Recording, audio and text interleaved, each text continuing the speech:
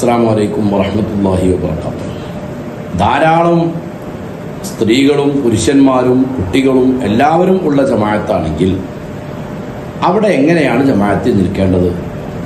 പുരുഷന്മാരായ ആളുകളെല്ലാം മുൻനിരയിൽ നിൽക്കുക, പിന്നീട് കുട്ടികൾ നിൽക്കുക, അത് കഴിഞ്ഞിട്ട് പിറകിലാണ് സ്ത്രീകൾ നിൽക്കേണ്ടത്.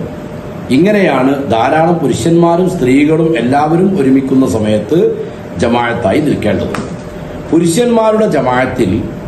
പുരുഷന്മാരുടെ ജമാഅത്തിലെ ഇമാമും മഅ്മൂമുമുള്ള അകലം 3 മുഴത്തേക്കാൾ അധികരിക്കാൻ പാടില്ല.